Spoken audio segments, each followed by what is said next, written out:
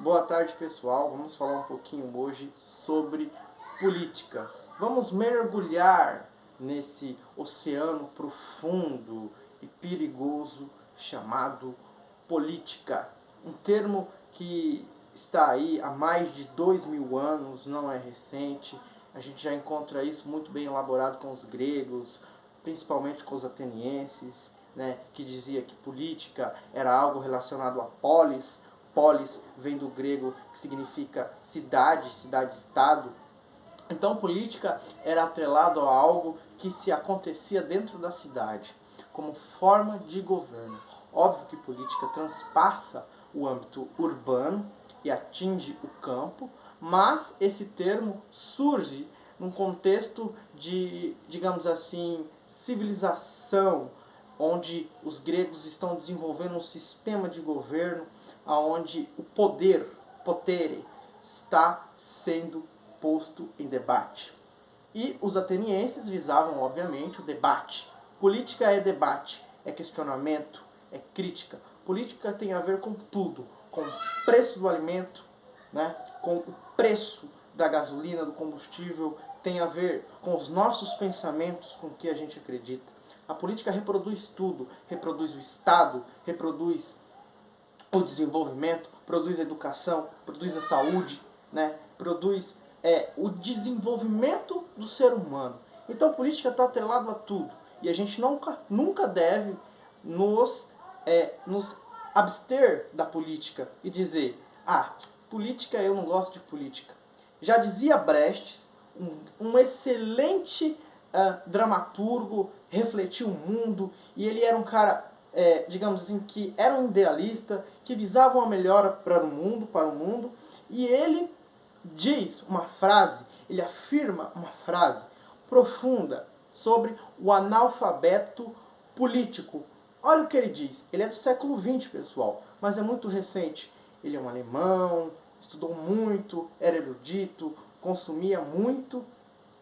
E ele nos diz algo muito interessante.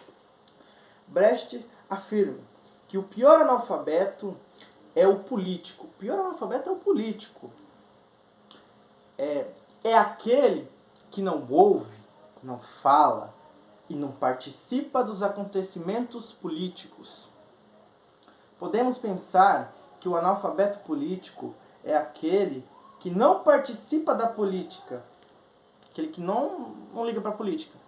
Mas o autor deste livro, que é um advogado muito bem conceituado, vai dizer o seguinte: mas não, o analfabeto político já é, por si, um analfabeto. Ainda que letrado, ainda mesmo que ele sabe ler, ainda ele é um analfabeto político. Antes da participação política, antes de você participar, mesmo que você participe, mas mesmo antes de você participar da política, há a necessidade do entendimento sobre a mesma. O que ele está querendo dizer?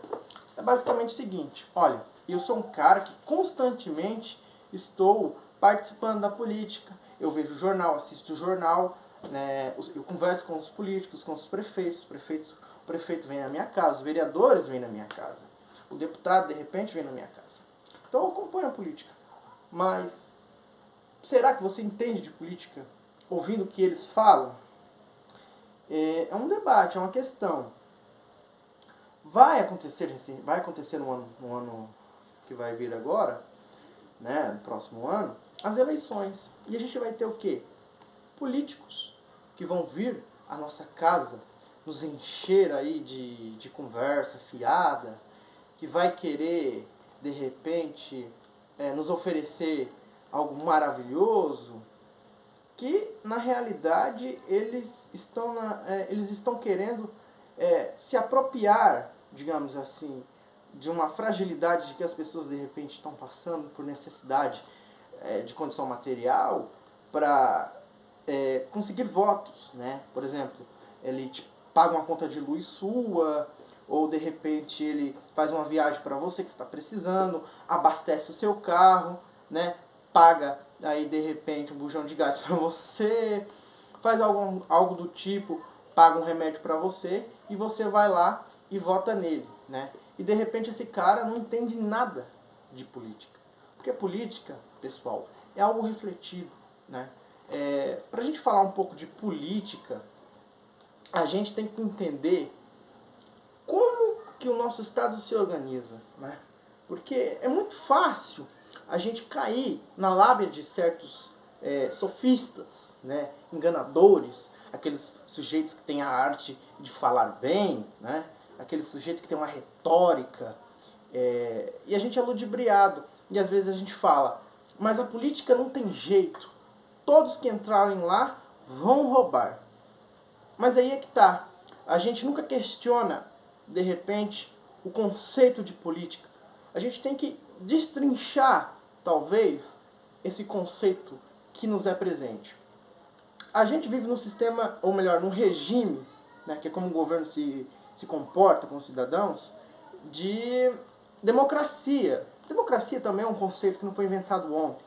Ele tem mais ou menos 2.500 anos de existência.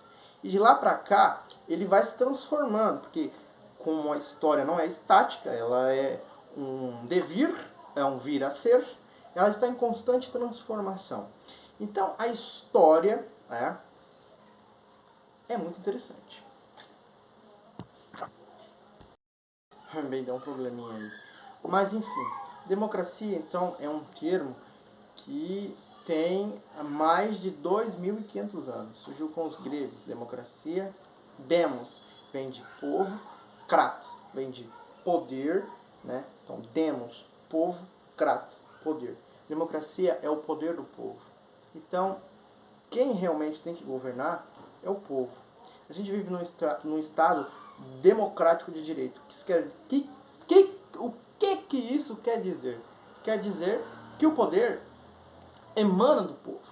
Então, a gente tem, sim, o direito de participar da política e de entender. Eu vou dizer aqui, para sintetizar um pouco do que eu quero dizer, sobre 3 ideologias importantes sobre política, que faz parte daquele espectro político que a gente tanto ouve, esquerda e direita. O primeiro ponto ideológico e princípio fundamental da política é o espectro social-democrata, né? Qual é essa ideologia? Essa ideologia visa projetos que atendem à desigualdade social. Então, aquele sujeito que se diz social-democrata vai buscar fazer projetos que venham melhorar a vida das pessoas, da classe popular, dos povos. Vão fazer projetos de saúde, educação, etc. O outro é o liberal-democrata. É aquele que diz o inverso. Fala que o Estado não deve intervir tanto na vida das pessoas. Estado mínimo. O outro é o conservador democrata. É aquele que fala, a sociedade do jeito que está ótimo. Ela tem que ter uma mudancinha aqui e acolá, mas não radical. Vamos preservar. A gente pode entender esse conservador democrata como aquele que defende a família, os princípios da família, mas não só, é um dos exemplos. É muito mais do que isso. Por exemplo, a gente é veementemente contra o aborto. A gente quer defender a família. Então o aborto ele é repudiado. Seria o conservador. O liberal é aquele que fala, deixa do jeito que está, existe uma desigualdade, de alguma medida ela é boa, que vai ser um incentivo para as pessoas buscarem melhores condições. Então eu sou um liberal democrata. Estado mínimo. Estado deve servir o mínimo possível. Existe escola pública e privada. Vai do seu desempenho de você ir lá para a privada. Escola privada. O social-democrata, inclusive, que é o que eu defendo, a ideologia que eu defendo, é aquela que diz, os homens, não por natureza, mas os homens são desiguais e iguais ao mesmo tempo. São desiguais em alguma medida, mas também são iguais em algumas medidas. Só que a sociedade que a gente vive, capitalismo, tal, ele vai visar mais quem tem poder aquisitivo, econômico. Os que não tem. Nem todo mundo tem condição de pagar uma escola privada para o filho.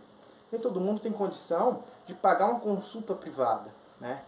De ter os melhores transportes, de acesso à melhor educação, de ter um conforto. E essas pessoas que não têm vão ser excluídas? Vão ser mão de obra barata? Né? Então a gente tem sim que fazer projeto social na educação, na saúde e no transporte, né? Para salvar o povo. Bem, pessoal, isso é uma síntese do que eu quero dizer. Eu passei por uns conceitos assim, bem rápido, só para descontrair mesmo, fazer um vídeo aí interessante falando um pouco sobre a política, e que vem aí uma política e vai ter muita gente tendenciosa querendo se apropriar do cargo. Né?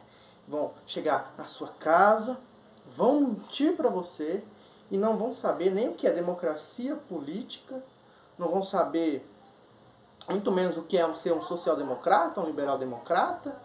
O liberal é aquele que quer privatizar tudo, né? O conservador. Então, são ideias, né? E a gente precisa cada vez mais buscar curar esse analfabetismo. É isso.